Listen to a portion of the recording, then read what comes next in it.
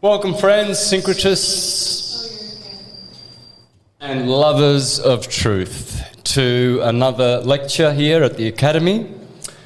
And this is part 4 of the series, How Audio and Video is Produced. Of course, there's the answer. That's the key to everything.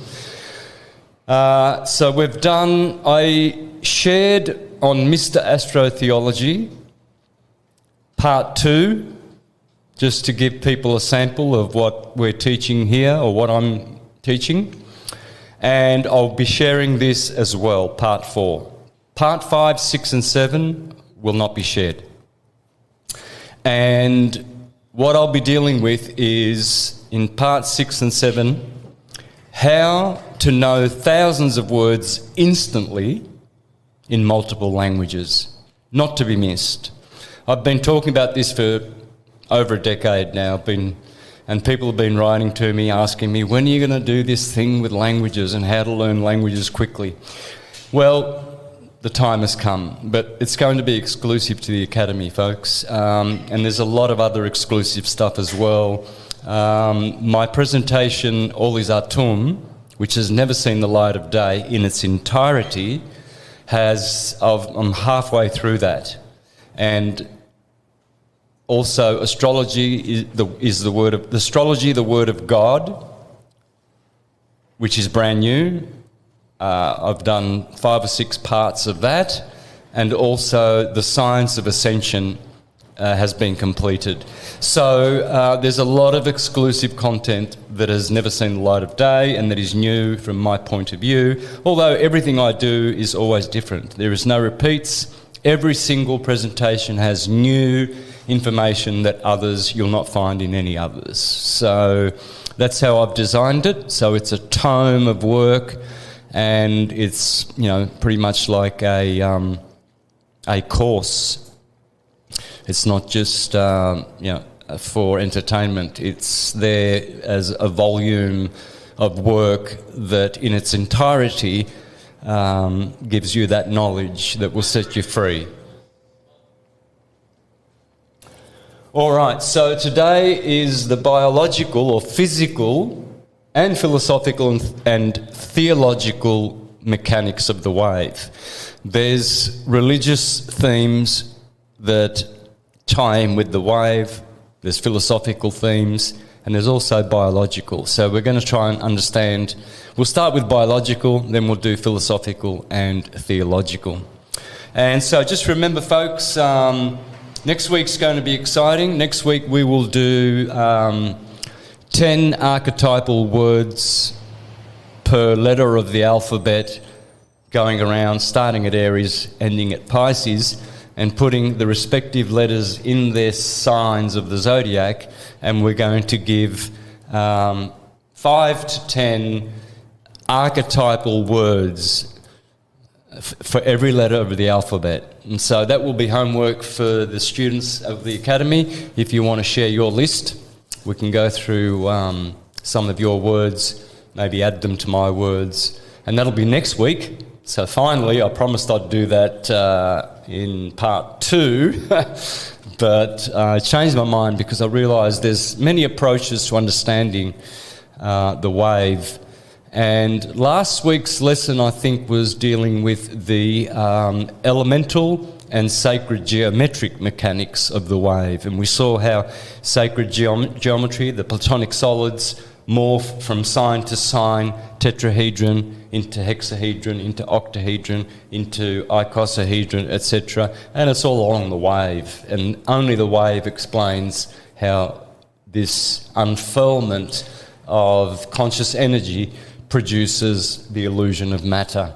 The unfurlment of the pulse, the God particle, I guess you could call it, because there are no particles, they are pulses. It's a pulse wave universe. And that pulse is a packet of energy, conscious energy, which then generates a wave, which vibrates and then generates resonance, which is the secret of sustaining waves. There's only one way of sustaining transverse waves, and that is resonance or harmony.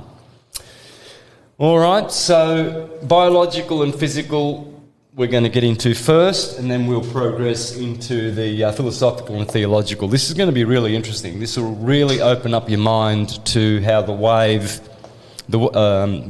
functions, the mechanics of the wave, and that will add to parts 1, 2 and 3, and then we're going to just open it up to the linguistics, the alphabetical and numerical function of creation as well. And that'll be in part 4, 5 and 6. No, 5, 6 and 7. Excuse me. All right, so let's begin. First of all, I'm going to share my screen and share a graphic with everyone. So, hey guys, hey Nick. Who else we got there? We've got Jake Breed. Welcome, Karen, Dana, Kat. Kat's back, that's nice. Nathaniel, well, you're right there. Oh, he's in the studio here. D. Lant, Nancy Thompson. This is really encouraging, guys. I'm really, really happy about that. That's a great turnout. 6 or 7 there in the Zoom, and 3 or 4 in the audience here. It's beautiful. I hope you get a lot out of this. So I'm going to share my screen. Where are we? Yeah, this gets a bit tricky. And this is one of my graphics that, of course, is on my website. So once that's up, Anne-Marie, can you just give me the go ahead? Yeah, you're sharing. I'm sharing? Lovely.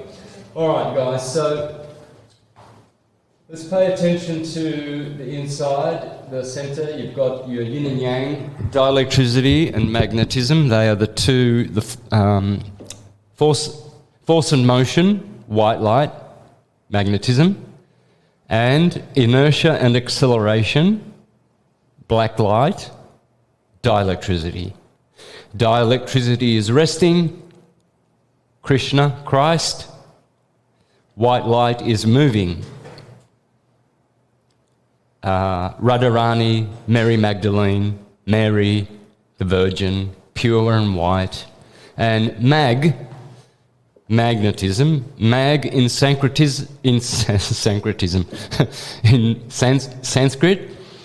means to move.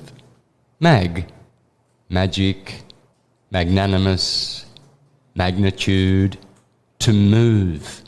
So that white light is moving, and in there you can see 2 pulses, and then you see the S going down the middle, which is the serpent that seduced the wave, Eve, and Adam is the pulse, because it is an atom. And then outside of that you see perfectly positioned the man, the woman. And we always start our graphics here, over here. Aries is the first sign. Notice the colours. This is actually the 12 colour system. Green absolutely corresponds with Libra. You'll see in the Last Supper of Leonardo da Vinci that Libra sitting to the left of Jesus with outstretched horizontal arms indicating the scales of green Venus. Appropriately here we have green, okay? And here this blue, you know, this is Saturn's domain, Capricorn. This is the blue light that we're being told to protect our eyes from. There you go, that's Saturn's frequency. Over here, yellow, perfect for Leo, the yellow golden sun, and red, flamboyant red for Aries. You've got a sort of a tingy red over here for Taurus, and then orange for Gemini, which is Mercury the ruler, and all the Buddhists wear orange because they are Hermetists. Buddha means Hermes, Mercury, Thoth, Odin, Quetzalcoatl, Viracocha, Kukulkan, and the list goes on. Moses and Enoch. So that's the orange that they wear. So let's move away from the colours, and we saw here's Aries. This is the polyhedra of Aries, the tetrahedron, and then this is the polyhedra, the hexahedron for Taurus, octahedron for Gemini, air, and icosahedron for water. And we saw how these morph into each other through what's called the chestahedron, the seven-sided polyhedra of Frank Chester. And I recommended Frank Chester along with Ken Wheeler and Stan Tenen as the three main guys to research thoroughly, watch as much of their stuff as you can. And Ken Wheeler is also a photographer, so you might not want to watch those videos on photography.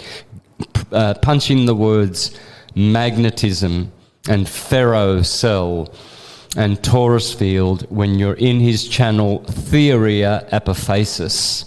Theoria Apophasis. All right, those three guys outside of... Well, Ken Wheeler's an instructor at our academy, so, you don't have to go outside of the academy. But outside of syncretism as such, as the Sam Best method which is taught here, those are the three guys which will add so much voluminous, comprehensive, exhaustive knowledge that will delight you with sheer joy for how amazing and staggering their research is. So as we can see here, we've got the golden age, which is spring, the next ring out, silver age, summer, then we come to iron age, autumn, bronze age, autumn, and iron age is winter. And so what we see here is that biologically the wave begins at the cerebrospinal nervous system.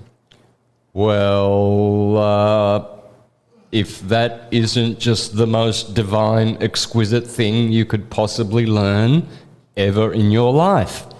Of course, it's the first, according to George Carey, the first fully developed of the 12 systems which make up the human body, the cerebrospinal nervous system.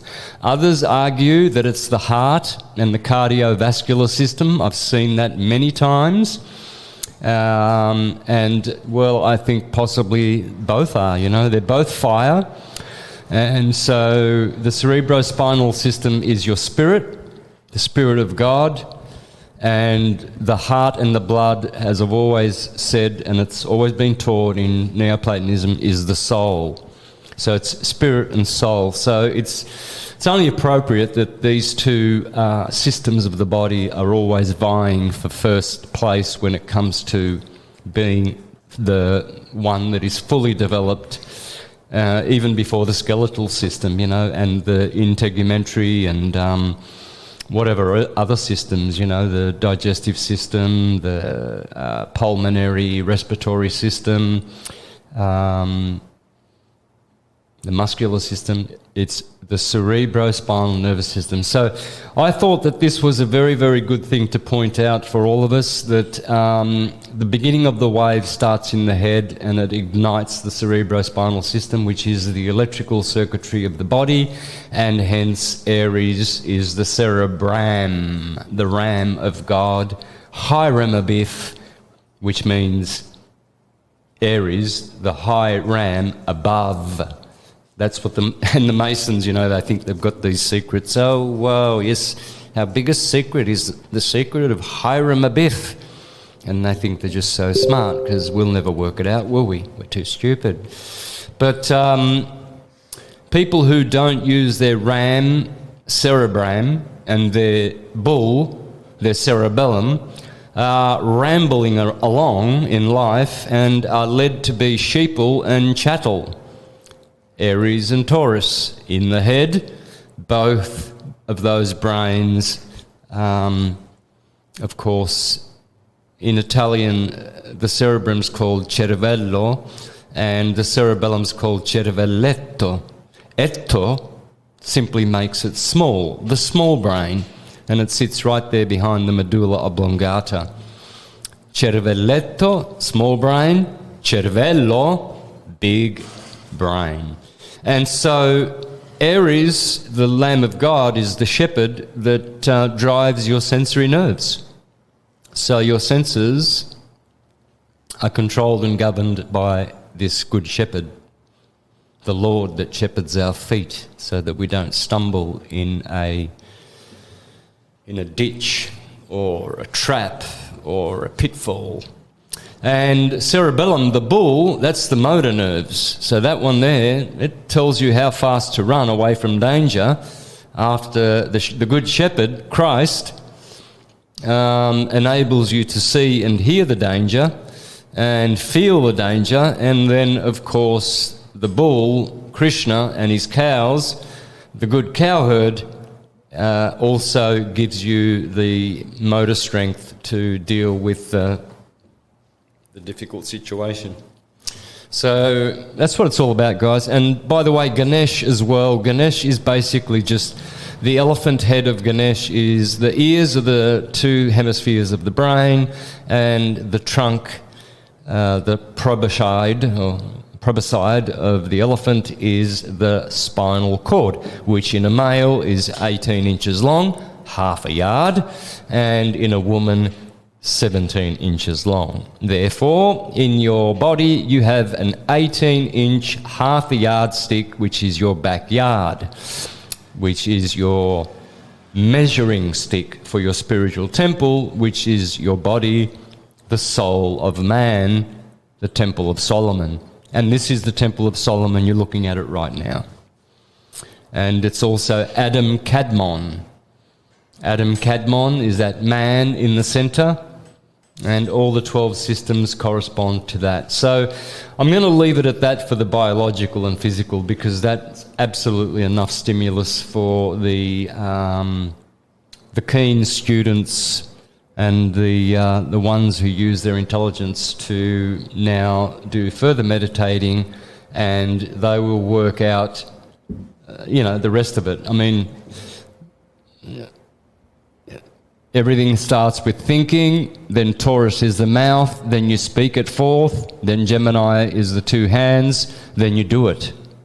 So just to give you a hint, okay? I'm just going to do 3 parts of the wave. So Aries, the cerebrum, I think, therefore I am.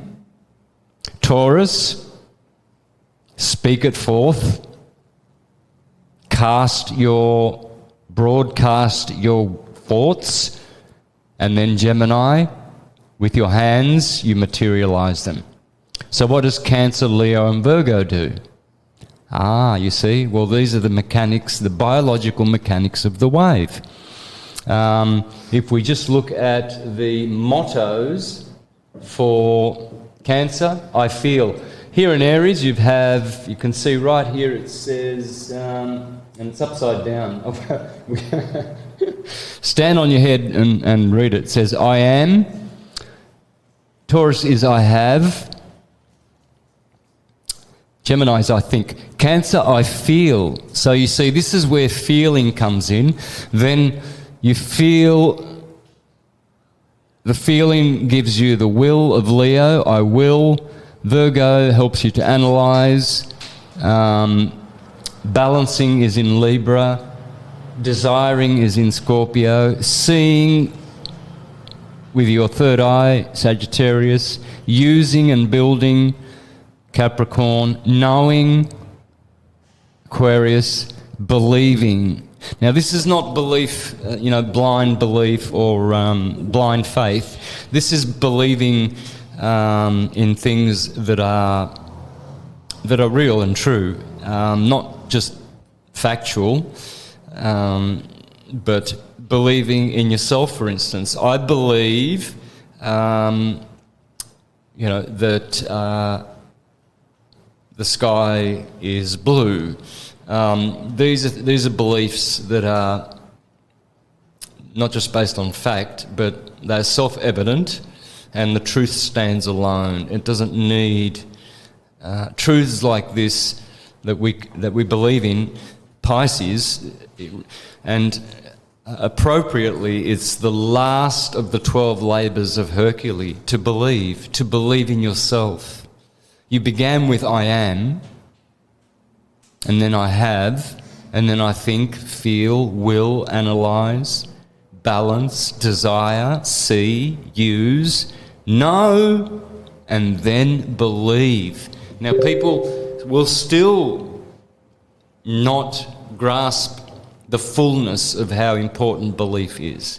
But this is how the wave works, guys. This is the biological and physical way it works. And the human body is produced by these waves. All right, now we're going to go to the board. I'm going to stop sharing my screen.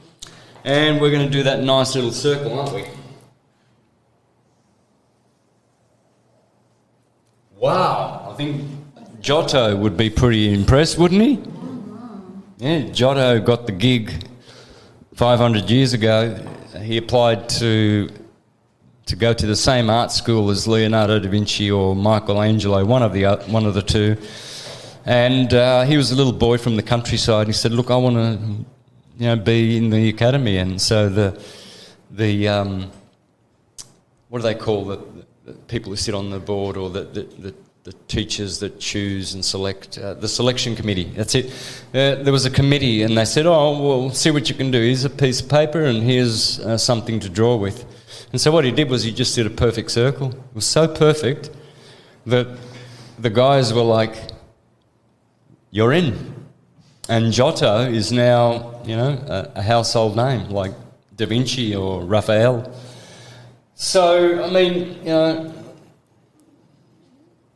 I need a bit more work to...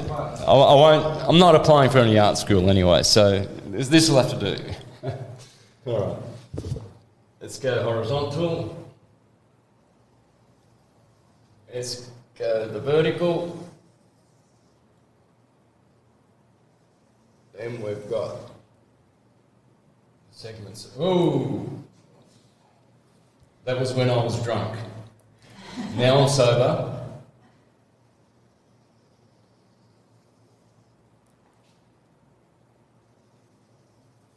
Still sober. All right, sobriety is good. Or is it the other one? No, it's this one. Okay. All righty. So, Aries.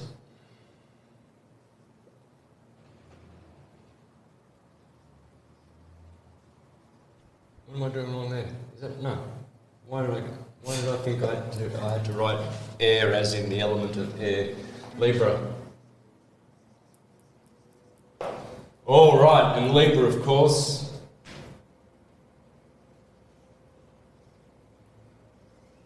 That's the sun going through the equinox of the 23rd of September. And Aries is arise. Arise. And that's, of course, I can do better than that.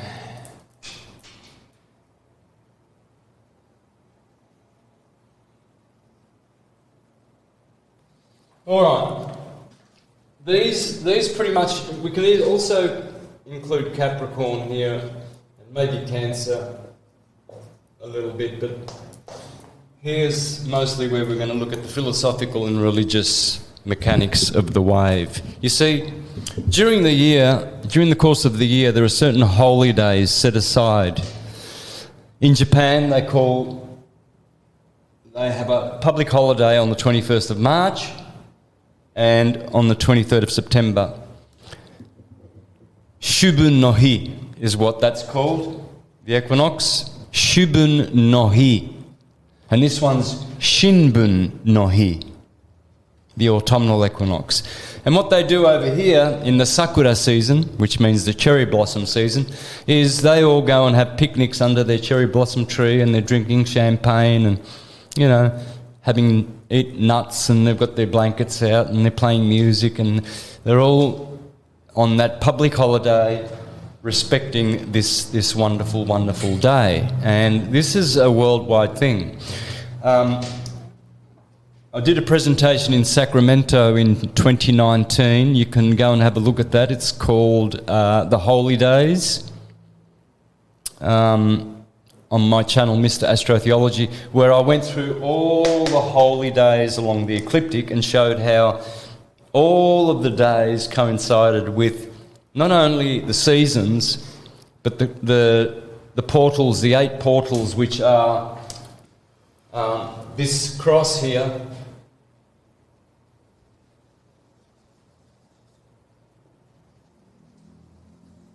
and also the cross-quarter days.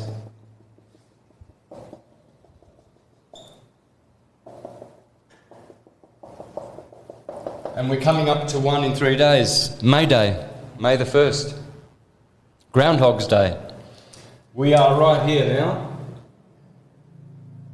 It's, what's today? The 27th of April. So in 4 days, we will be hitting this portal. These are the 8 portals of the 8-spoked wheel. This is Love Mass Day.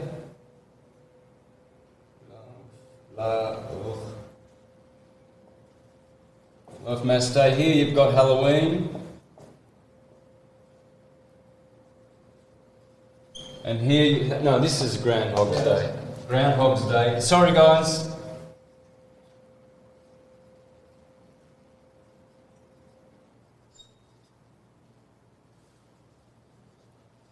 Day, and here's May Day, or Beltane. Remember the cerebellum? Now, is that interesting? That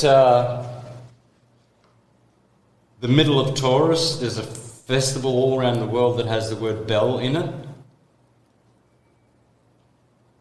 And it's the cerebellum. And we just did the biological mechanics of the wave. And obviously, of course, the spirit starts here, the wave, in the cerebrospinal nervous system, which is your spirit. It's your spirit in you. And the soul in you is in the blood. Leo, the Lamb of God and the Lion of the tribe of Judah. In Revelation chapter, oh God, I forget, 13 I think it is, it says, only the Lamb and the Lion were worthy to open the 7 seals, the 7 chakras. The heart chakra is Leo the Lion, cardiovascular circulatory system. Crown chakra, cerebrum, Aries, cerebrospinal nervous system. Now, we just went through, what was it? What was Easter Sunday? What day was that? 17th. Okay. So 10 days ago, in Aries, right here, my stepdaughter's birthday. She was Aries. She is Aries. Chihiro, that's her birthday, the 17th. We celebrated Easter.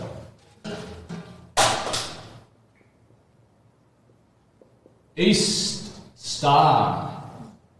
Let's spell it that way. Now, Easter is where the Son of God, the Lamb of God, is resurrected. This is where he's crucified. But this is also where he is born on the 25th of December. But here again, see the lamb and the goats. See, here is the Capricorn goat Jesus, the mason or the carpenter. He was a carpenter because his father Joseph was a carpenter and Jesus was a master in carpentry. Freemason. Or a mason, I should say. Well, that's that. Here, in the first chapter of the Gospel of John, John says, "Here I see coming the Lamb of God that takes away the sin of the world." See, when Aries turns up, all the sin of the world, the negative half, the winter, the cold, the death, the slumber, of the earth, the poisoned apple that Snow White and her 7 dwarfs, the sun and the rainbow. The sun is Snow White, the rainbow is the 7 dwarfs. See, they suffer here. And this is called sin. This is the land of sin, the land of Nod, to which Cain went and fled. See, because that's Cain, and this is Abel. And Cain kills Abel. Right? Cain is red and Abel is blue. So, this Easter season is remarkable because it is in all cultures, Islamic, Hindu, here they have not Ramadan, interesting, Ramadan, Rama and Adam, the ram, and that's Muslim. But here they have what's called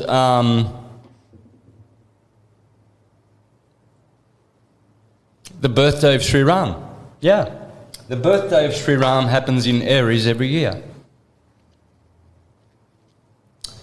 So I think there's a more correct name, but anyway, it's the birthday. So you see, Jesus is resurrected. In astrology, this is the sign of the exaltation of the sun. See, the sun now exalts because the sun can say, aha, now I'm victorious over my enemy Satan,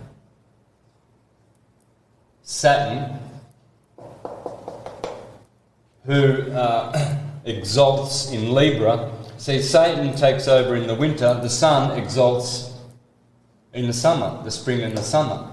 Therefore, exaltation and resurrection are the same word. Exaltation is from the field of knowledge called astrology, and resurrection comes from the field of knowledge called theology. So, the Jews, when the sun passes over, on the equinox, they celebrate the Passover, you see, because it's a new wave. So they pass over into the land in heaven, heaven where the cerebrum is, Sarah and Abram, and they eat, guess what, animal? Figuratively, it's not supposed to be literal, although you know how many millions of lambs are killed in the Islamic countries in Easter? Literally tens and tens of millions of lambs are murdered and eaten in Aries every year, just as the Christians in Pisces eat fish every Friday for 40 days in Pisces, and then, like the Jews and the Muslims, they switch to lamb. And Aries is not just important for the fact that it begins the wave here, so it's the number 1, the I am.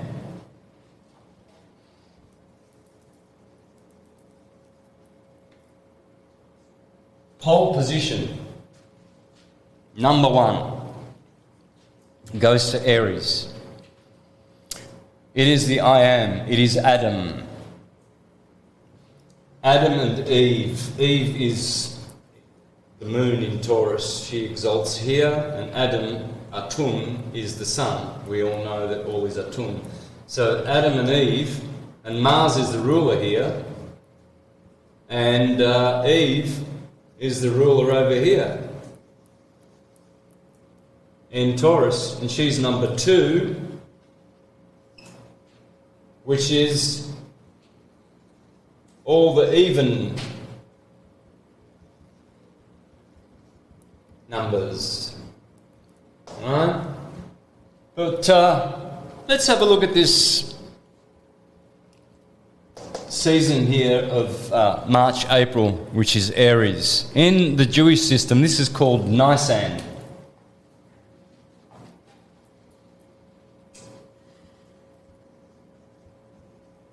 Nisan. Now, do you know what the symbol for Nisan is? It's this. Let me see. Get it right. 100% right.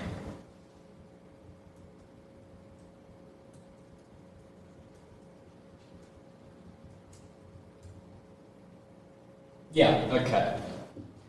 So it's this.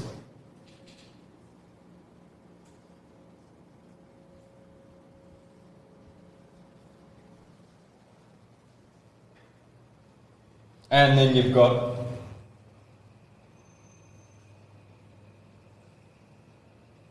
a wheel like that. It's telling you guys it's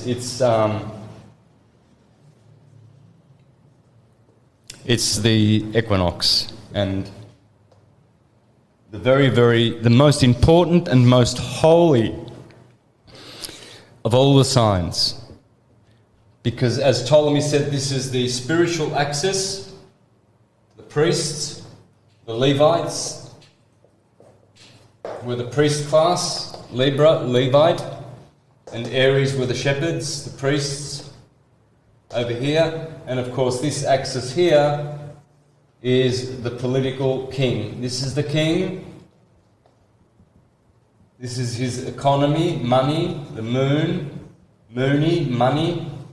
And this is the goat, Capricorn. This is the political, the king, the prince, and government.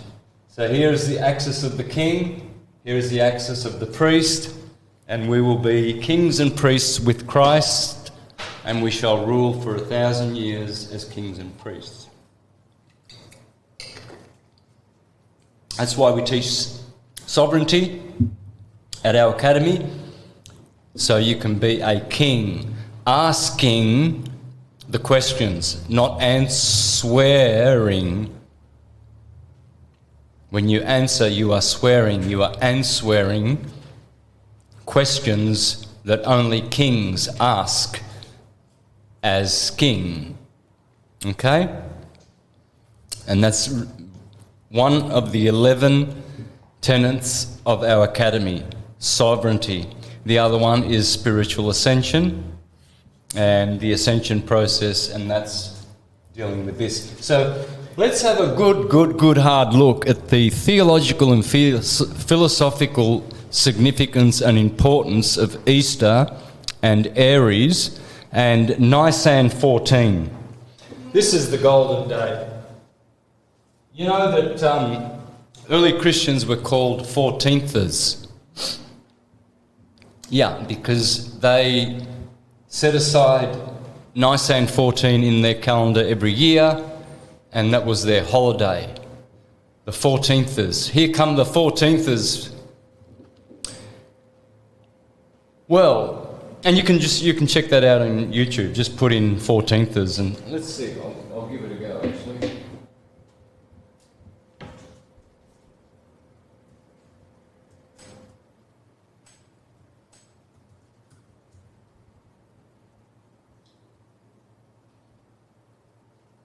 Yeah, there you go. It's you'll have to punch. You can do it. You can do it by putting in the word 14thers and Christian. Those two words will pull up the word quattrodecimanism. Quattrodecimanism. Let's have a look at that word a little closer.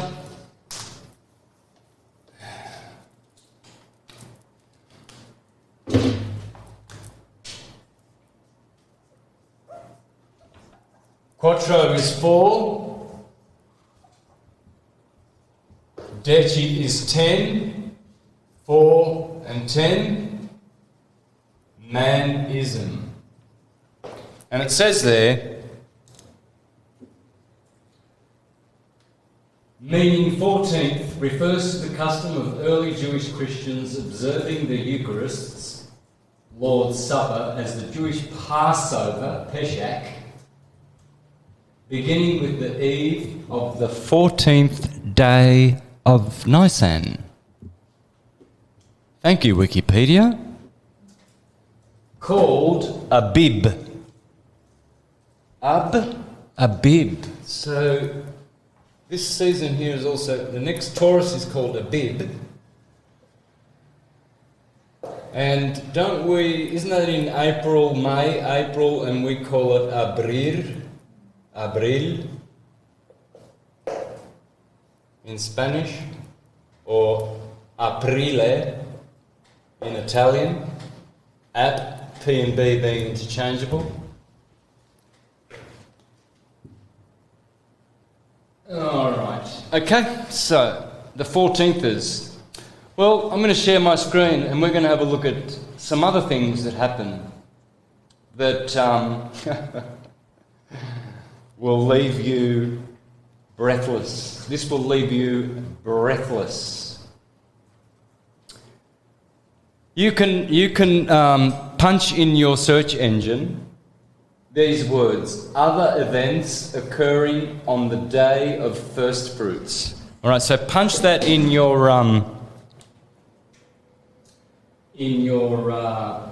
search engine, and then press images, and you'll find this. And please download it and share it with all your church-going friends. And let's go directly to the bottom, because here are all these things. Here they've got the date, the 17th of Nisan, right? But remember, there's always a 3-day wait between the equinox and the beginning of the movement of the sun. Because at the solstices and the equinoxes, the sun appears to stand still. It does not move on the horizon for 3 days. As Jesus was in the tomb for 3 days, as the moon disappears out of the sky for the best part of 3 days every month at the new moon. That's why this now is Nisan 17. But remember, the true day, the golden day, is more akin to, more accurately, Nisan 14.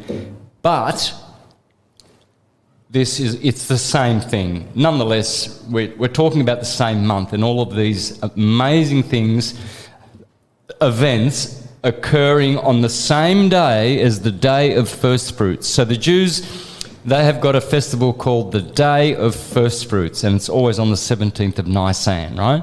Now we're going to have a look at major biblical other things that happened on that day. Now let's go to the bottom. It says, the odds of just 2 of these events all happening on the same day of the Hebrew year are 1 in 129,000. The odds of these events all happening on the same day of the Hebrew year are 1 in 783 quadrillion, 864 trillion, 876 billion, 960 million. Those are the odds. And this, I found this on a site, a Christian site, that was praising God, saying, only God can make all these things have happened on the same day of the year throughout history. All the major events, the flood of Noah, the resurrection of Jesus, all of these major events, only God could have orchestrated that. Instead of thinking along the terms of the wave and understanding that all these mythologies, philosophies, and theological sciences, they're all pointing to the fact that everything begins on Nisan 17. Nisan is the beginning. That's when the wave begins. That's when the pulse is injected into the new wave called a year. A year is a unit. A day is a unit of time. A month is a unit of time. They're all fractals and waves of the master wave. All right, so number 1. Noah's Ark safely rested on Mount Ararat. Well, Ararat is Aries. Notice it's got Ra in it twice. Ra and Ra, the ram. Mount Ararat is the mountain on the top of your body, your torso, called the cranium, Golgotha, Calvary. And Noah's Ark happens to land on this magical day in Easter time in Aries on the 17th of Nisan. Well, the odds of that happening is at the same day as the day of first fruits. Did I say first fruits? Yes, because everything is first. The fruit of the wave, the fruit of the year begins in the first sign. Therefore, you celebrate the first fruits. Number 2, the Hebrews entered Egypt 430 years before deliverance. On Nisan 17, they all entered into Egypt. You can see what's going on, don't you, guys? Egypt is the world. The world begins in Aries. The Hebrews are your spiritual nature. They entered the ecliptic, the wave, in Aries, Egypt, the world. Okay? Number 3, Moses led the Israelites through the parting of the Red Sea. Lo and behold, another flood, another water event on Nisan 17.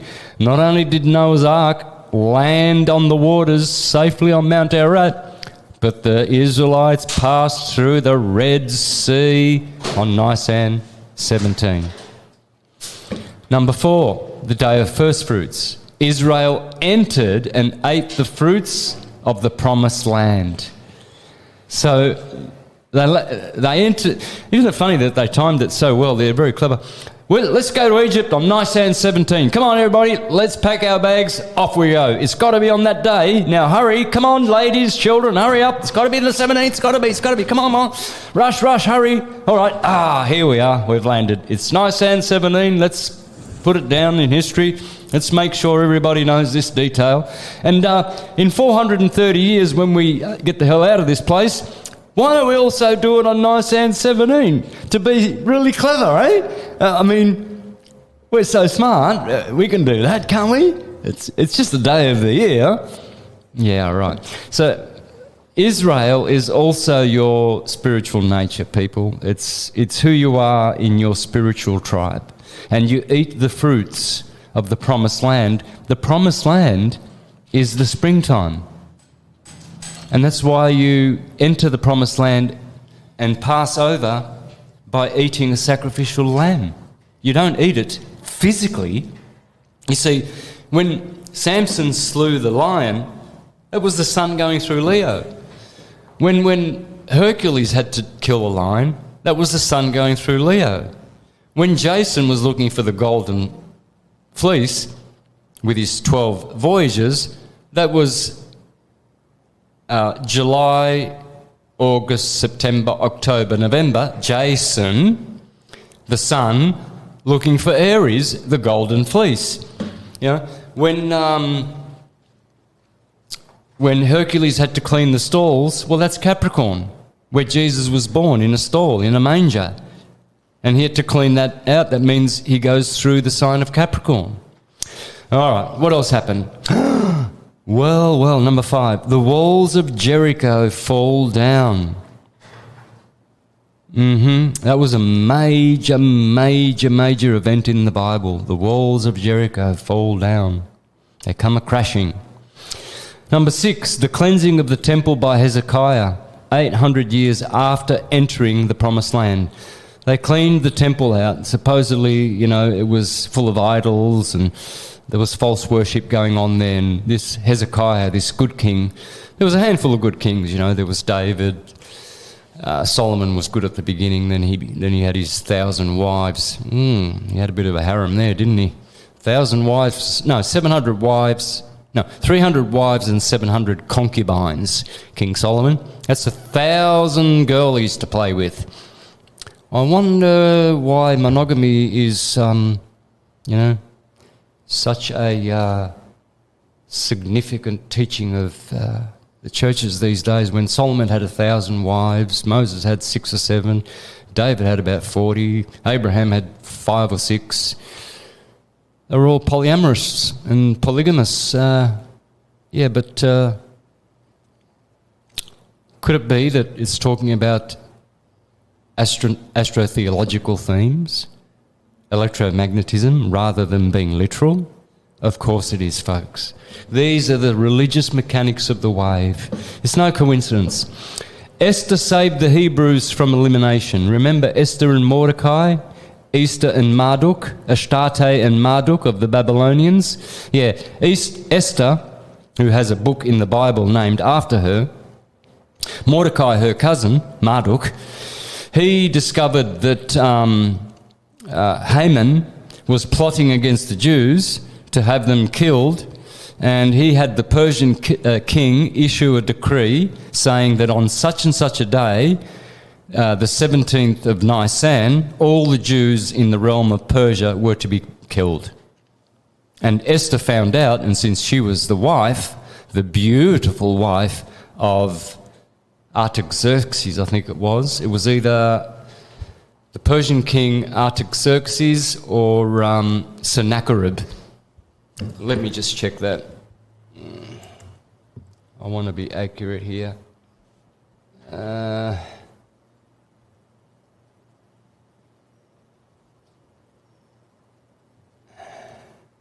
Esther, the wife of Persian king. Ahasuerus. King Ahasuerus, Xerxes, that's it. Xerxes 1. So this Esther, Mordecai persuaded the king to react and annihilate. Anyway, Haman, he was plotting to have them all killed, but guess what? The odds, which are 783 quadrillion, admittedly by Christians, I mean, they can't see for looking. They see the trees, but they can't see the forest. Or they see the forest, but they can't see any individual trees. Blinded by Satan, as Jesus said, Satan has blinded the minds of the unbelievers.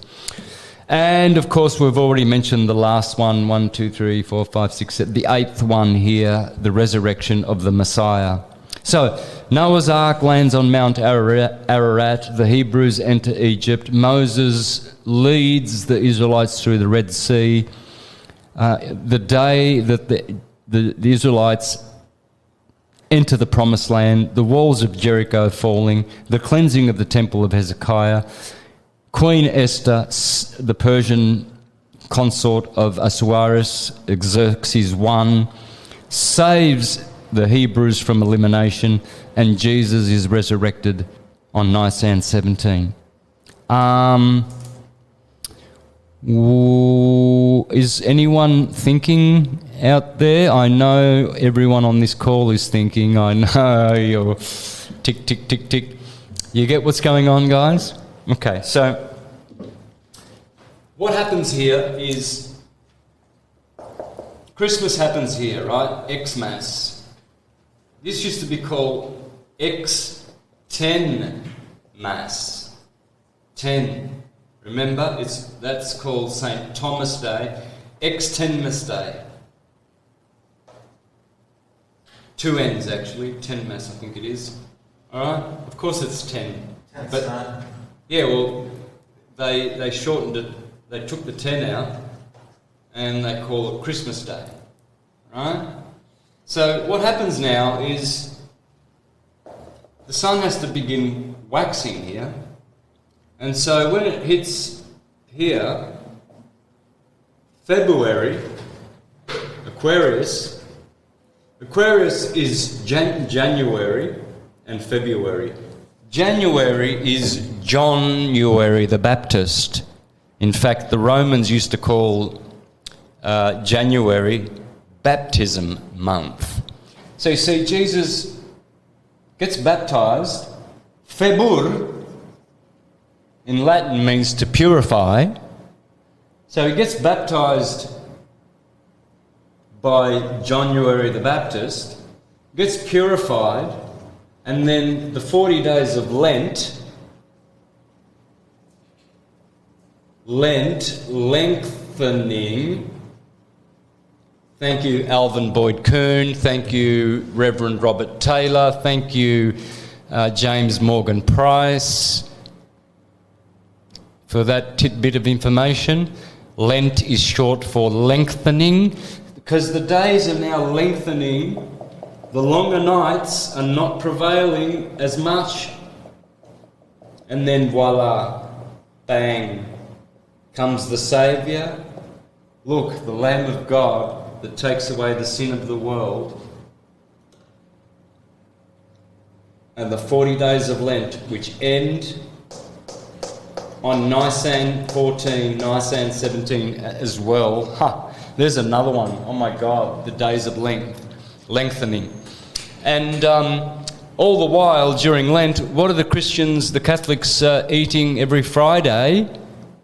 Venus, the exalter of Pisces, fish. They cannot have any other meat. They must eat fish on Friday. This also is called Rama. And this is called Sukkoth.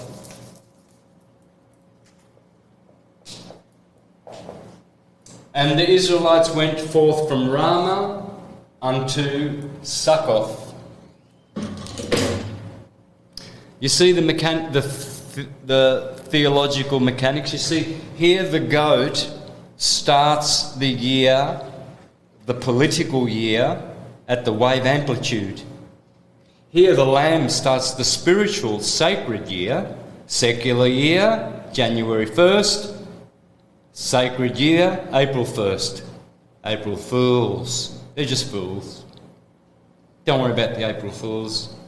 We start our year where Rome tells us to, over here, with the goat, who are on the left-hand path and go to everlasting perdition, whereas the lambs, the ones who follow the lamb, they are on the right-hand path and they go on to everlasting life, because this is the everlasting life, you see.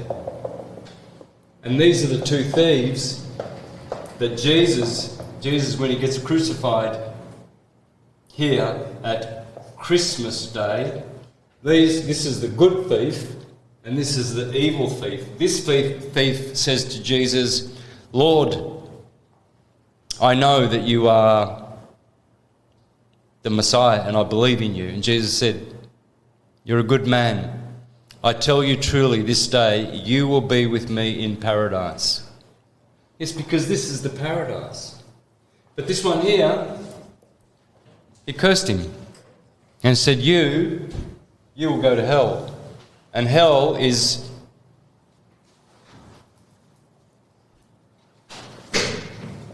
infernal,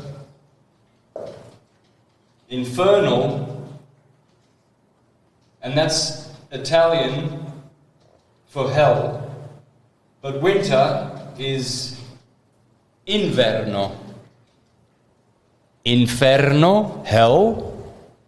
Inverno, winter. Okay? Paradise. You could say hell or just outside of the paradise. Okay? Now, in Spanish, you just put an I in here and you've got winter, invierno. But if you put an F over here again, put the F back, you've got infierno, which is hell. Okay. Now, there's a lot more, and I'm going to tackle more of these mechanics. I'm going to keep this on the board. I'm going to have a 2-minute break, and then we're going to jump in with calls. All right, guys? So put your hand up first. I will be back in a minute. I have to attend to something.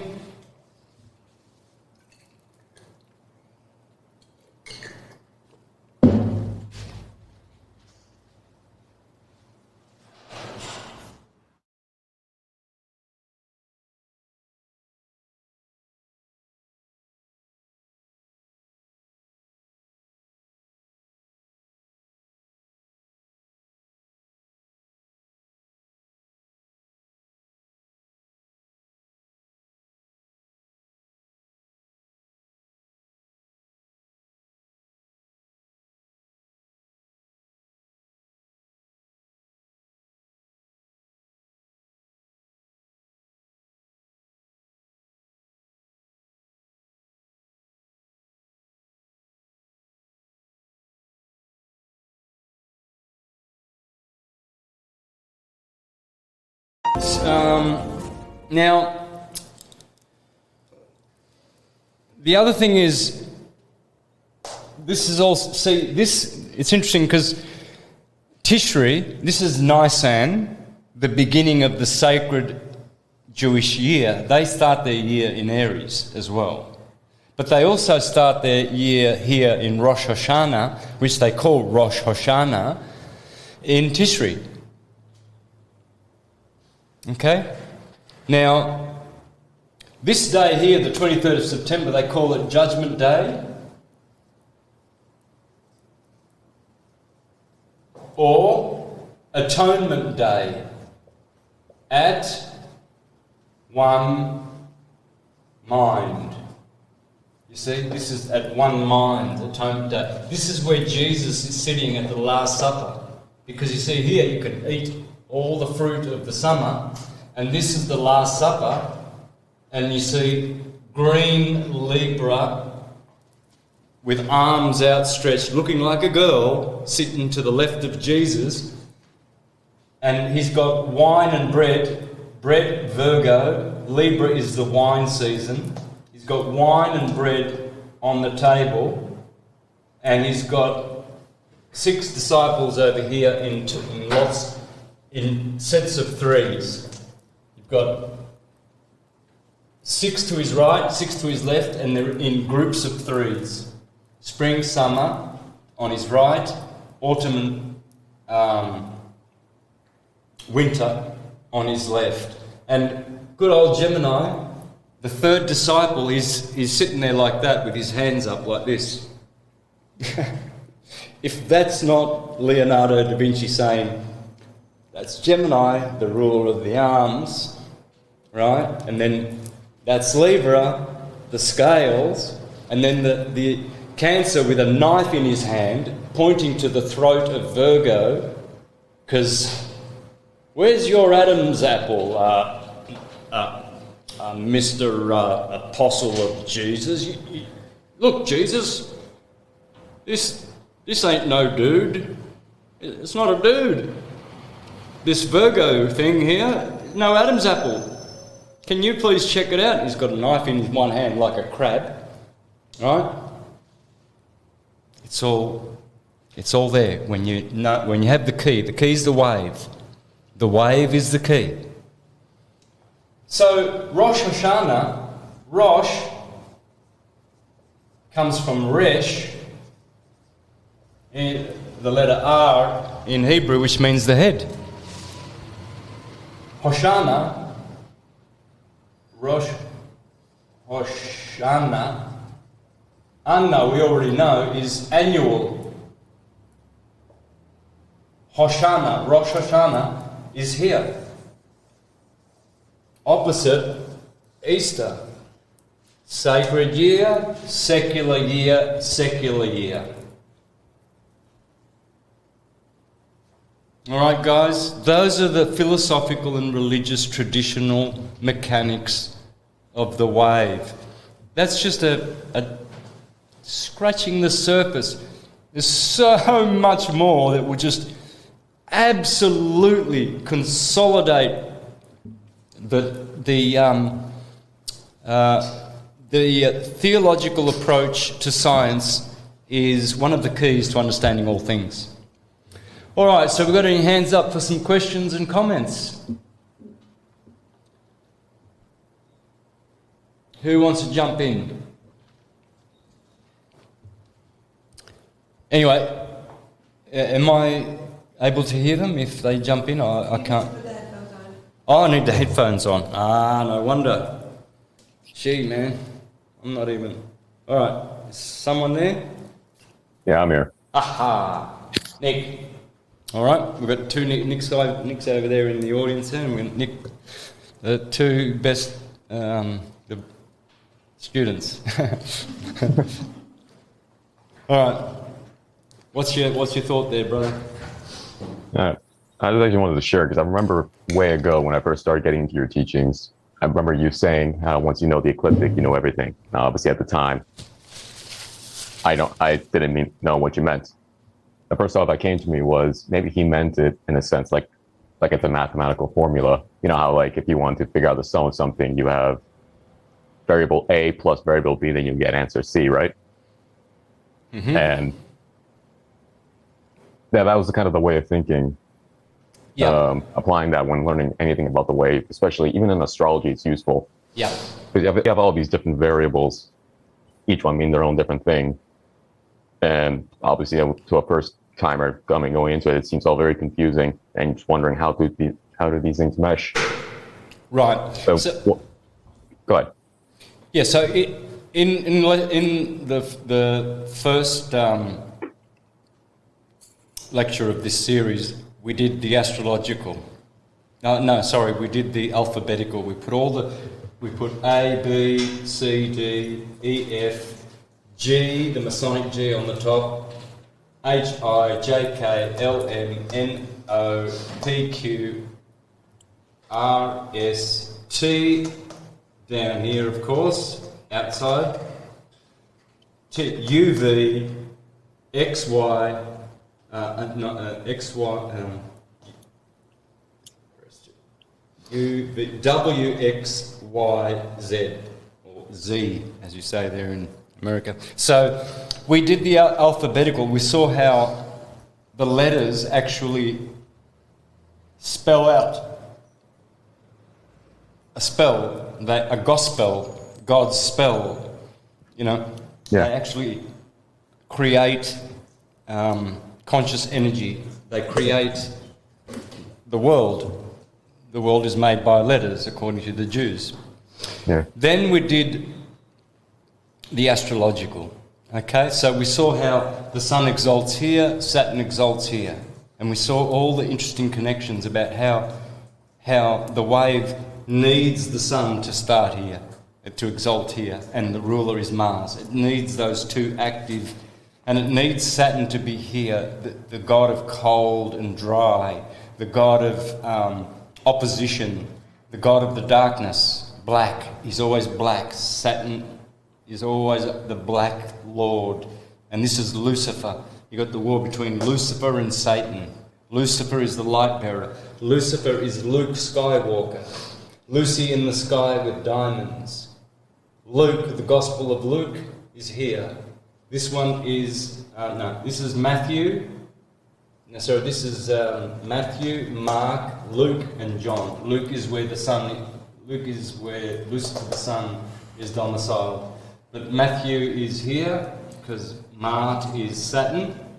Ma'at, M-A-A-T. Matthew is Ma'at, Matthew.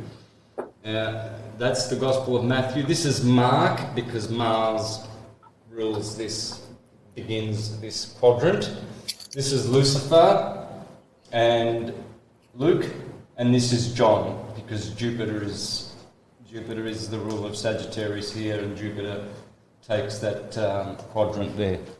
So again, you can see the 4 seasons, the 4 Gospels, and then we did the elemental and sacred geometric mechanics of the wave, which is I think. That one's just for the Academy. The astrological one was the one I released, part 2. And now this one, part 4. But this one's biological, philosophical and theological, right? So next week we're going to be doing the archetypal letters. So we're going to see how many key words for A, how many for B, and we're going to see how those words are the main words which participate in wave function and the process of creation. Awesome.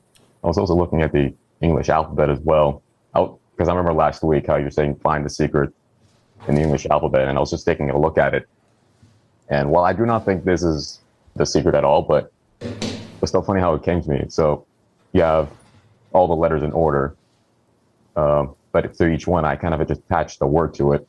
If you want, I can just read it off what I wrote down. Yep, please do.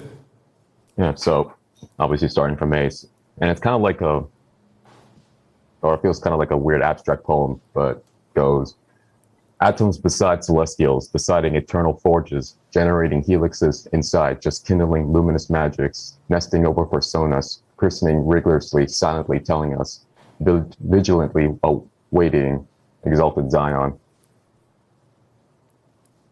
Oh, that's beautiful, man. Can you do it once more? Yeah. So Go slower. Go a little bit slower so I can... Sure. So just let me know when you're ready. Yeah, go.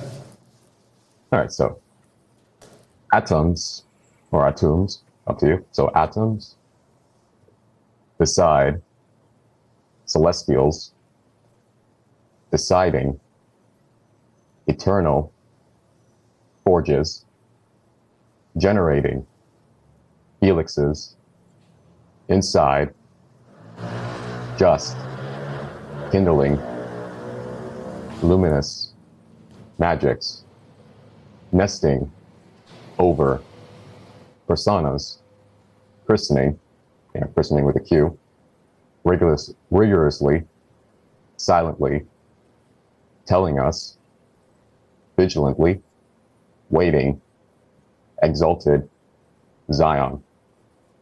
Oh, yeah, that's a nice. Those are good. Yeah, those. That will be.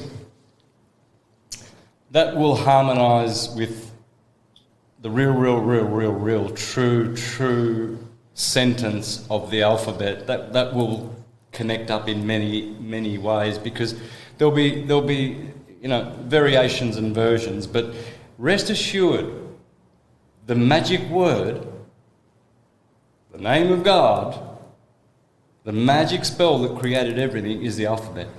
Rest assured. Abkadevki Jekyll Monop Abkadevki Jekyll Monop Christuvixes. So let's do that again. Big bird from Sesame Street. Abkadevki Jekyll Monop Christuvixes. That whenever, you've attempted, as many have, you've attempted to put a word for the 26 letters of the alphabet, and those were choice words. What did you have for A? Atoms.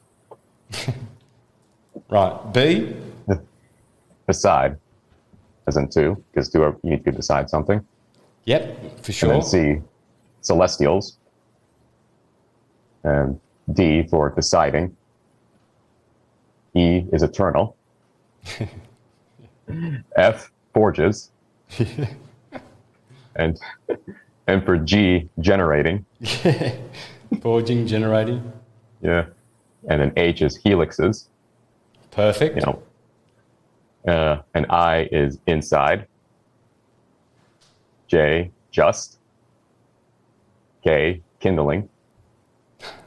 And L, luminous. I wonder where I got that from. For sure. Yeah. M, magics. Magics? Yeah. As in magic plural? Yeah, magic. Okay. Luminous magic. N for nesting. O for over. So P for personas. So different egos. Q, christening. Yep. R for rigorously. So Yeah. a lot of rigor, it's always going. S, silently. Yeah. T for telling. U, us. Yeah. V, vigilantly. W, waiting. And X, same thing with Q, exalted. And Z for Zion. Zion. Yeah, look, that's getting very close to essentially the power of the letters, and you've got choice words, like at least 10 of those. We'll probably one day we'll find that at least 10 of those will be in that word, when we discover exactly what it is saying. But remember, in the first lesson, we found the name of Christ, which means the hidden one, cryptic, krypton, cryptic, Christ, all of that. Krishna means the hidden one, and it's in the alphabet, Q-R-S-T-U. I mean, it just jumps out at you, man. You can't, Q-R-S-T-U. So you can see that the alphabet is alluding to light and electrical force. Yeah. And telling how the sequence of the letters is the progression and the mechanics of the wave, which, when copied and reproduced, is the force of the universe, you know. And that will be the same with Aramaic, Hebrew, Japanese. Though their letters will start and end as they have determined, probably in a little bit of a different order, but that wave is again another spell, that is another power, that is another God, that is another force, but it has its mechanics as well. So for me, I know, as did Linda Goodman, the great astrologer, I know that English is, if not the greatest language, it's in the top of the greatest languages of history, of forever. You know, I mean, it's perfect for astrotheology. It's just the most amazing language. The tricks you can do with lexicograms. She taught me about lexicograms, which is similar to anagrams. And only the English language is the master language for lexicograms, you know. So hats off to her and other great teachers like Alvin Boyd Kuhn. I did recommend his book, The Esoteric Nature of the Alphabet. I think that's what it was called. If anyone can correct me there, that'll be good. But yeah, thanks for that, Nick. That's great, man. That's inspiration, man. That's having a go, you know. What you'll find is that you'll revisit that in 3 months, and other words will come in and connect better, and you'll just go, hey, you know, and one day you will find the key to that alphabet, what that one word of the alphabet is saying, because you're the sort of student that does that kind of research. It's unique. Ever since I was a little boy, I knew that I would understand Scripture better than what, you know. I used to go to the Jehovah's Witness meetings, and we'd be studying the book on Revelation, and they'd be interpreting what this beast means and what this other beast means, and what's the slain lamb and what's the lion of the tribe of Judah, and I'd be participating in those, you know, studies and thinking, this is bullshit. This is pure bullshit. These guys haven't got a clue. And I didn't either. But I knew that what I was reading wasn't literal. And I knew that I would know. And I've been blessed enough to have had all the right books drop right in front of my nose, into my lap, at the right time, in sequence. And this is the end result, guys. You know, lots of study, lots of intuition, but here is connected to the heart, and you learn off by heart. Oh, little kid says, I know the alphabet off by heart. Oh, yes? Well, what is it? A, B, C, D, E, F, G, H, I, J, K. And how'd you learn that? Well, I learned it off by heart, you know. They don't ever say it's in my mind, it's in my head. They say, I did it off by heart. And so when you've got this activated, intuition, you're letting your heart hear the truth. In the word heart is the word hear. Yeah? And you see, That is the ear that hears. This is the eye that sees. You see, we think these are the eyes that see, but these eyes don't see. They don't see much at all. The thin slither of the electromagnetic spectrum is only like a gazillionth of the other frequencies. Ultraviolet and infrared goes on forever. There's no end to it. There's not a scientist that knows the end and says, oh, this is where it ends. But we see that little slither and we think, oh yeah, I can see that. I see. I know, I saw that. Yeah, I can see. Whatever. This is the eye that sees, the Pinocchio, and this is the ear that hears, which is the heart, where all your art and all your tears,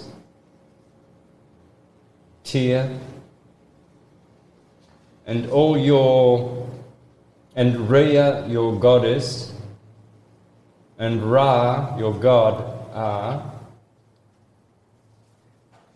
Earth. Earth.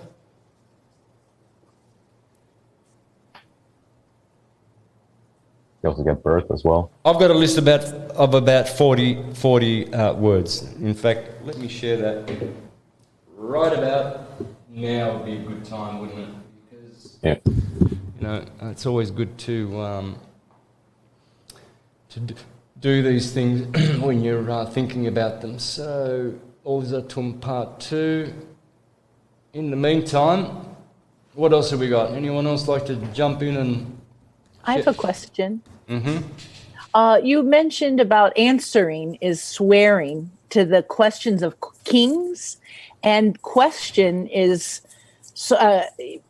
you didn't talk about question, but you talked about answering. But the quest ion, it's sort of like you're on the quest, you're the ion, and then you're swearing. And I just wondered if that was correct. Oh yeah, for sure it is. Yeah. Look, here's the thing. You never have to wonder if it's correct. Yeah. Don't do that. If it goes here, it's right. You're always correct because you own the letters of the alphabet. They're yours. They're in your heart. You know them off by heart. You own the letter J, the letter K. You can say it. You can pronounce them. You use them every day. They're yours. So when you look at words in your unique way, pay attention. Do not discredit yourself and do not doubt in what you see, because that's your unique power to unravel, disentangle the true meaning of the letters, for they are God's. All right, how about this? Hate. Where does hate come from? Your heart? Tears? What do you go to the doctor to have your heart rate measured, don't you? And you ate your tea. Did you? I hope you did. Or did you eat it?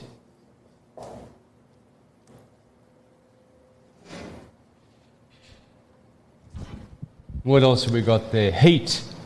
What does the heart produce? Warm blood. Heat. Heartbeat. Hearth. Mm-hmm. In the word rate is radiate. Uh-huh. Rate, radiate. Exactly, because T and D are interchangeable. Rad, Radharani. Radhe, Jaya Radhe. Okay, let's have a look at what else. Her. That's a nice one. We're always thinking, in terms of boys. It's a man's world, isn't it? You know, God's a boy. Somehow, it's funny, in the Catholic Church they have the Mother of God, but God is the boss. But they love the Mother of God. She's the Virgin, the Madonna. You cannot say anything bad against the Mother of God. That's the Mother of God, and yet so they put her there She's in all the cathedrals, in the churches, all the artworks. There's the Madonna everywhere. Everywhere is this Madonna, but God's a boy. Yeah. You see how much cognitive dissonance there is? You know, on the media, medical experts will come out and say, oh, do this. Next day they'll say the opposite. Do the opposite. And people actually follow along. And then they get confused amongst themselves. They say, oh, you shouldn't do that because, that's bad. So, no. They just said it the other day that the opposite is good. That was bad yesterday. It's changed. There's more. There's, what do they call it? There's, what do they call it when they update, erroneous... Huh? There's new evidence. Yeah, new evidence. That's it. New evidence shows that, new evidence. It's a bit like the word progress. What the hell is progress? Politicians are always putting the virtues of progress at the very, very top of everything. Yeah, the country is very progressive, yes, we're progressing, and progress is we're going to invest money. Yeah, right? All this stupidity. Yeah. I remember hearing a joke where saying how they're so progressive that they went in a loop. Yeah, progressive. Kat has a question. She's had her hand up for a while. Yeah, Kat, please. No, you're muted. Or your audio settings. No, is it working? Yep, you're working now.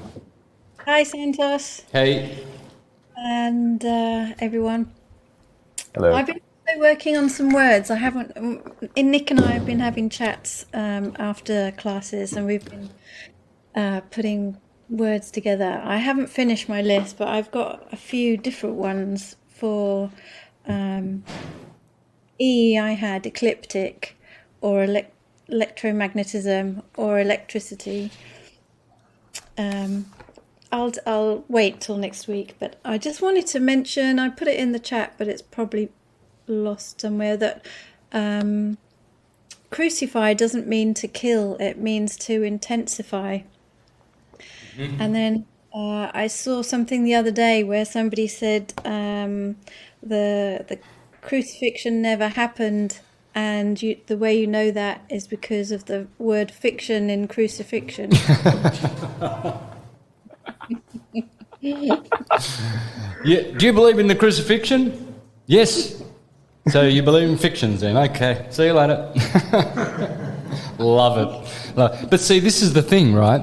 That's true, but then it's not true, because it did happen, because it happens yearly on the ecliptic when the sun goes from here, crosses there. It's a crossifixion. It crosses over. And that's thanks to Reverend Robert Taylor in the Devil's Pulpit, 200 years ago. He went to jail for teaching it.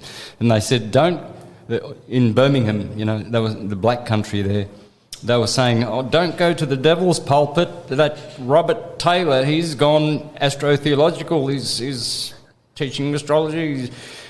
Man, that book opened my eyes up. Pretty much, it's one of my top 10 books of all, The Devil's Pulpit by the Reverend Robert Taylor. And he was a contemporary of the other Robert Taylor, who translated, did all the renditions of Plato and Pythagoras. Robert Taylor, they lived at the same time from England, and they were both great literary geniuses. But yeah, he pointed out that it's all true. And it's all, huh? Yeah, allegorically. Yeah. Literally. Which means it's a fiction. But that doesn't mean a fiction doesn't have truth in it, right? Yeah. Santa Claus is a fiction, but the story is embedded and encoded with such amazing truth. It's just staggering. But it's a way of helping people understand at the time. If they didn't have an education, you had sort of images and story tales to pass on the information. But over time, it's lost its sort of symbolism, has become misinterpreted. and it's been, the Bible has been translated 65,000 times. So, and books have gone missing and been removed on purpose. So its true presentation isn't as it originally was. It's been tampered with, and we've just got like the shreds of what's left after, people have gone, oh, we'll take this, we'll lose that, we'll change this, we'll change that. And stuff has got lost in translation. So it's not surprising, honestly, after however many years. And despite all of that redaction and mutilation of these sacred scriptures, you can still get the gist of the true meaning. It doesn't ever disappear. You cannot destroy God's word. That's why it still persists, doesn't it? And I agree with that. Yeah, that's why in the scripture it says, anyone who removes one letter from these of my words shall forever be damned. Anyone who misinterprets them and anyone who, teaches contrary to the true teaching, which of course was metaphorical and allegorical, and Jesus himself spoke in parables and allegories, and his own disciples said, well, why? Why do you speak? It's because they do not have ears to hear. This is not for them. We don't throw pearls before swine, And it's the same when, let's say you've got some young children and, I suppose you're married and you want to be romantic, right? So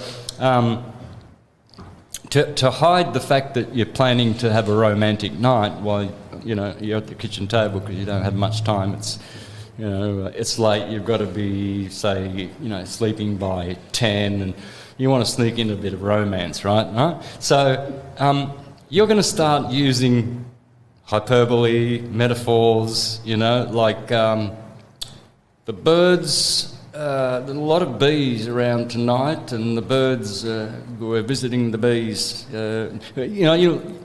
You get the drift, right? You're dropping clues, aren't you? Yeah. You will know, in accord with how you communicate with your partner, you would know how to disguise some little, in-house way. Innuendo and, suggestion and what have you, that others will go, huh? What are mum and dad talking about there? They must have drank too much wine at the table, But, that's what Scripture is. Scripture is like, all right, here's a little bit of information for you people, and all you stupid ones, you're going to misinterpret it because it's designed to keep you blinded and stupid. And all you wise ones, you're going to find the treasure in it, Like the guy who's living in Africa and all he cares about is his sheep and his goat, and he's always going up and down the same path, and he doesn't know that he's walking on crystals and gold and jewels everywhere, and he doesn't even care. And then, a European will come along one day and he'll spot it straight away, and he'll bring all his mining equipment and become a billionaire, and because they can see what other people aren't permitted to see, or it's not important for them. Even if they could see it, some of these, we call them primitive people, but they're way more ahead of us. Even if you did say, hey, look, that's gold, they would say, yeah, but I'm breathing and I'm alive and I'm in the now and I'm close to God, and all I want to do is be with my soul in quiet contemplation, alone, and I don't want to get that gold, so they're not going to have a bank account, they're not going to buy a house, they're not going to maintain the house, they're not going to, they don't go there. They've come to a place now where it's gold and stones and things. They don't see them, not because they're blind, because they're in a path. And see, the greedy man, he's going around looking at physical things to see what he can extract from it, and he'll find them because he's looking for them. You see, so you find what you look for. You find it. Law of attraction again. But I think it's like you were talking about the cerebellum, and the Aries is the head, and it rules the mind. And the mind has a sine wave as well. So we all have different frequencies and vibrations, and we're sort of the wave that you're talking about has smaller fractions of that as well. So everyone's sort of sinking in and out of different parts of that wave. Some aren't able to see or become aware yet, but that doesn't mean that they can't maybe at some point later down the line, and maybe we can hold the space for them to become awakened. Yeah, exactly, sister. So you hit it right on the head there. A year is a wave, and a month a unit of time, and a month is a unit of time, a minute, a second, a week. And so these waves produce similar patterns. This is why year after year sometimes the same things keep happening, For instance, here's one for me. On October the 13th, 2019, I had a murder attempt. Someone came to murder me, and it didn't turn out very good for him in the end. The year after that, someone very, very, very, very, very close to me, was actually my ex-partner. On the 16th of October, her home burnt down. She nearly died. I nearly died, and she nearly died. Then the year after that, exactly on October the 16th, anniversary of that house burning down, nearly burning her to death, I had a home robbery and my computer was stolen. Wow. A home invasion, which could have ended up in me getting stabbed or killed if I had gotten home 10 seconds earlier. You never know whether that guy was... I don't know whether that guy was armed, but when I entered the front door, I heard the window banging, and I thought, what the hell fell out of the sky? And then I saw the window open, and I knew, and then I think I saw someone running, but he just got out of there in time. And who knows, if I had walked in there and this guy's got, a knife, and he's just going to kill me just to get my computer. So you see that pattern? Murder attempt, someone I know very, very close nearly gets burnt and died, and I could have been killed in a home robbery exactly in the middle of October. And there was a period once, about 15 years ago, where every April my computer would crash. It went for about 6 years in a row. And then it changes. And then there's another pattern that comes in. Because, see, every year is the same. Every day is the same but different. Mm-hmm. You wake up in the morning, how many things do you do the same? I get up, go over, turn the modem on, put my computer on, turn on my hydrogen machine, open the 2 windows out the back, open the front door, turn the lights on, start making a tea. Every day I do that. That's my routine, right? Then I go out and do some solar gazing if I'm feeling, I'm not feeling lazy. But the same but different, because there's a repeat factor in it. This is why they say history repeats. Yeah. History repeats, because these waves, what happens is a year goes around and all these events occur, then spiralling upward, it goes around again, and a higher octave of those events, but changed a little, happen on cue, on time, the same as the last year. How I view that is like if you're walking up a spiral staircase and you've got a similar situation happening, but you can kind of look over the banisters to see where you were before and how far you've grown since that situation happened the last time, and how you've got some distance and perspective. And so you have the opportunity to choose to deal with it differently. Yep, exactly. So when you start seeing these patterns, you can pretty much predict which months, that you need to, say, invest or go on a holiday or stay at home or watch your health. So be extra cautionary with regard to your health, because for 3 years in a row you've had these terrible colds or flus, in the fall, in the first week of November, and that's 4 years in a row, and etc. So you can actually apply wisdom to observing these cycles, and never ever, when you start noticing these things, never ever just take them for granted or give them superficial attention. If you're noticing these things, that's your unique way of seeing what perhaps is not meant to be seen, if you're on a certain level of existence or on a certain frequency where either you're not using your own mind, you're in the herd mind, or where you're absolutely independent and you're now free to observe and notice the way everything works. Signals and omens and stuff like that. I just wanted to say a quick thank you to Crystal, because she determined my my rising sign. So I'm not Virgo rising like I thought. I'm Leo rising. So I have a new identity. So it's kind of like a rebirth. Yeah, it's good to know. Thank you very much for that. So yeah, she's here.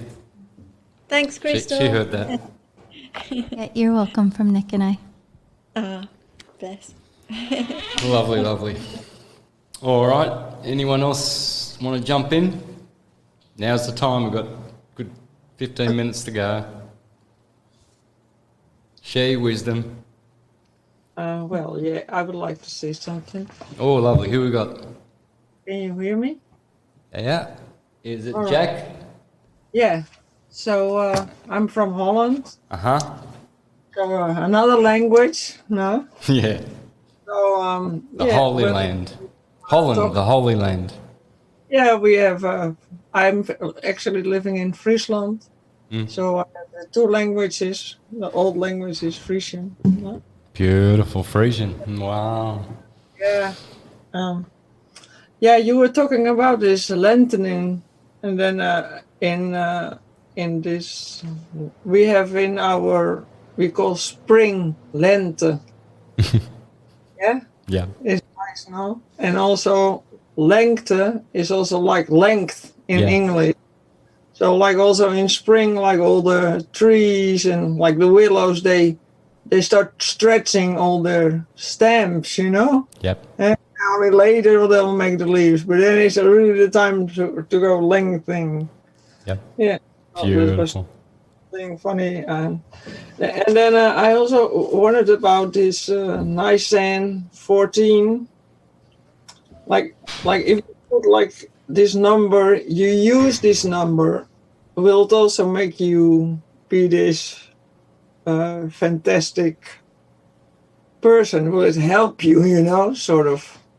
Because I remember when you said this 14, you will know we have this very famous football player called Johan Cruyff, and he was always number 14. Because 14, everybody know number 14, Johan Cruyff, and he was like the hero guy. Yeah, huh? Yeah.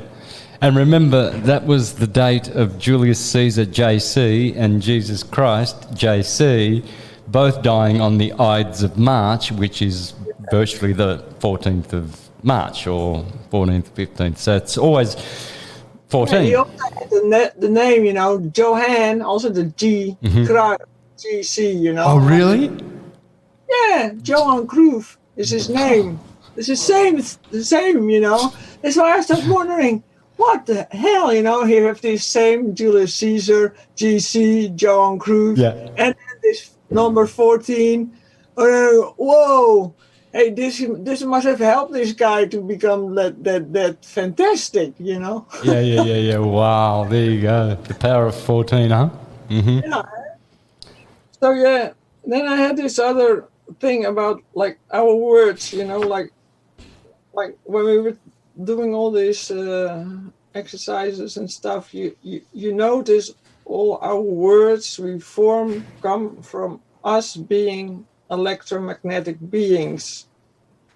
This is sort of how we have invented to express ourselves.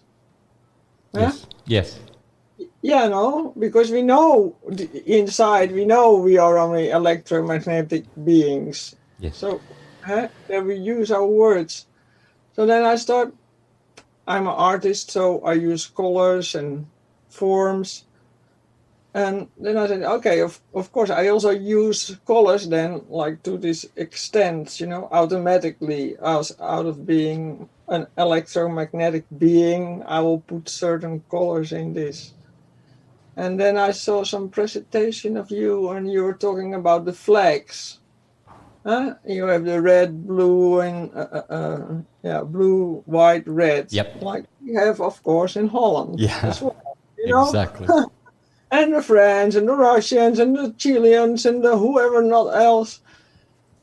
You think this is something that we sort of you just automatically put there because it signifies this blue-red shift, and in between the white where we can exist. Mm-hmm. So this is our electromagnetic minus and plus pole. Yes. Or do you think like that nations sort of start to put this kind of flags just to help themselves to be more vibrant or more successful? All of the above, all of that, sister. Most of all of this is happening. It just happens like as by default, like a conspiracy. The electromagnetic universe conspires or works together, collaborates to do that and inspire in people to make things in accord with the electromagnetic world without them knowing. They're driven. That's how you get inspiration.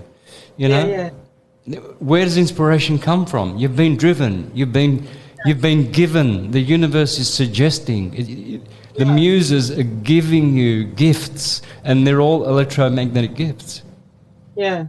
Yeah, I see that often in my artwork, because you start making things and then you start developing and searching, and then in the end you look back and you think, oh man, but this form was already in the beginning of my work, only I didn't see it yet, because I wasn't that far in this process already, Exactly. Yeah. And how many times do you start something simple and then, an inspiration comes and you go, oh wow, I'll add this, and then another thing, oh wow, and then all of a sudden 20 different inspirations come together to make one thing which cannot be made without all the different components being there.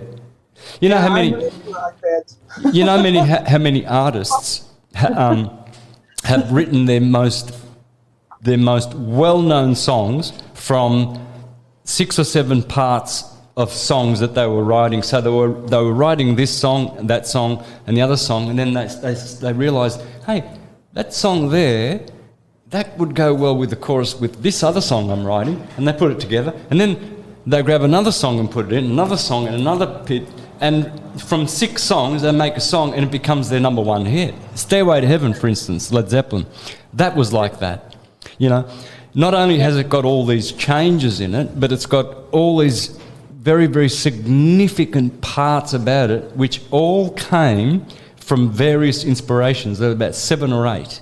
The lyrics, for instance, some of them are Tolkien-esque from Tolkien, some are Celtic mythology, some is Nordic mythology, some is even from the Bible, some of it is biblical. And, it's all a mishmash, and it came together to make one of the most, well-known rock songs in history. Yeah, all my artworks are exactly like that. Yeah. For most people, they have to complicate it. But I always say, they're like a book. And in a book, you have different chapters, so you have also different entrances and like that, yeah. Yeah. And I'm a Capricorn, so that's what you say. Oh, you think, and then I had this one and this one. Yeah. Oh, everything together. Yeah.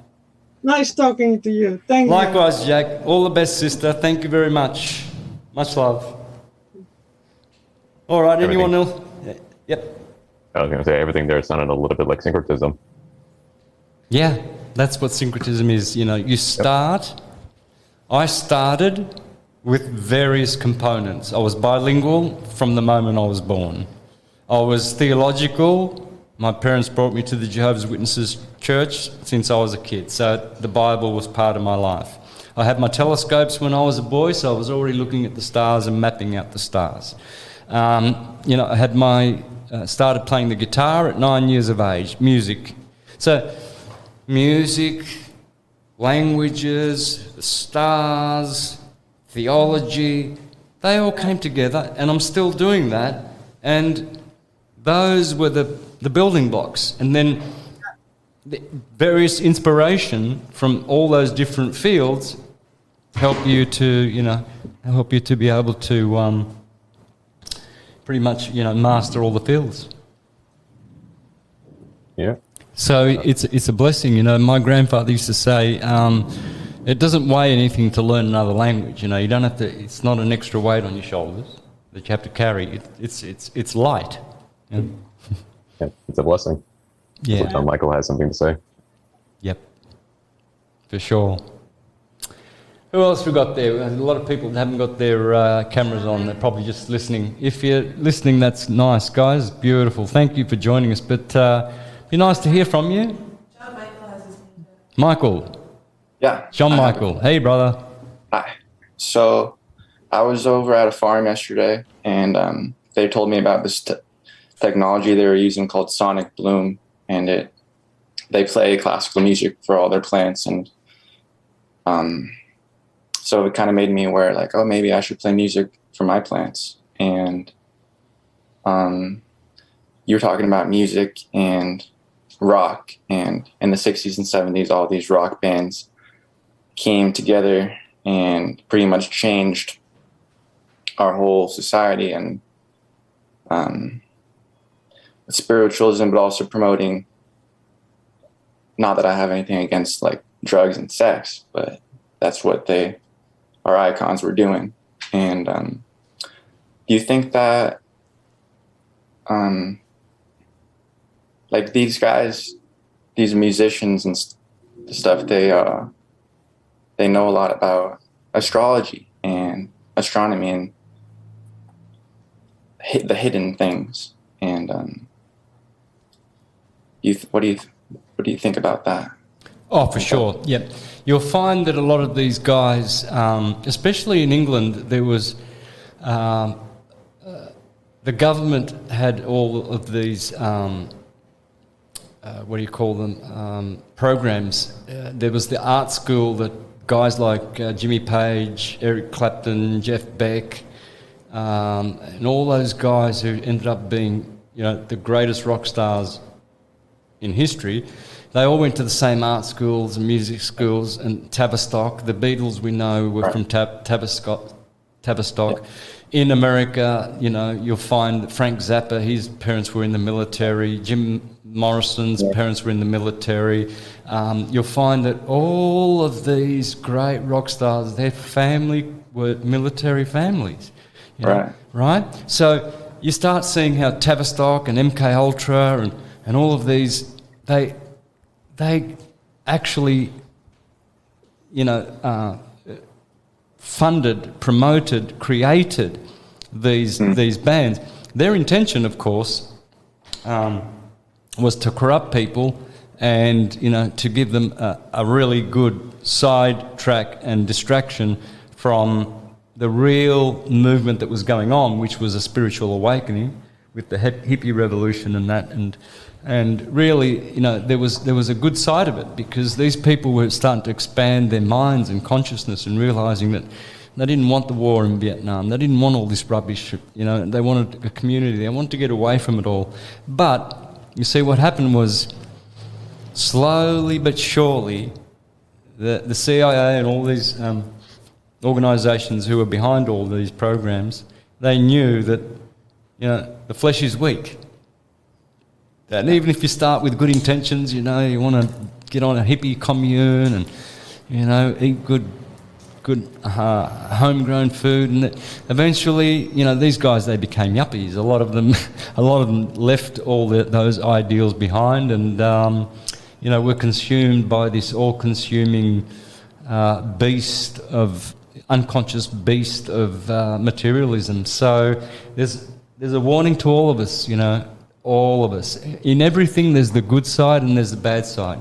If we can harvest the good side of everything that we come across and leave the bad behind, we'll always be edging forward, inching bit by bit forward, and getting closer to the big goal, which is ultimate liberation. Thank you. Yeah, for sure. John, that wasn't. Yeah, thanks, John. Beautiful. Nice to hear from you, brother. It's good to hear. All right, well, we've come to the end, really. Thanks for sharing, guys. So, just a reminder, next week we're going to do the archetypal words, so you might want to do some homework, and as Nick did, he had all his one word for every letter of the alphabet, and that was beautiful. So we're going to do 5 words for each letter of the alphabet, and then the Part 6 and Part 7 will be how to learn thousands of words instantly in multiple languages. Thank you very much for tuning in, guys. Much, much love. Olis atum, omnia vincit veritas. Long live syncretism. Take care. Thank you. Thank you. Have a good day.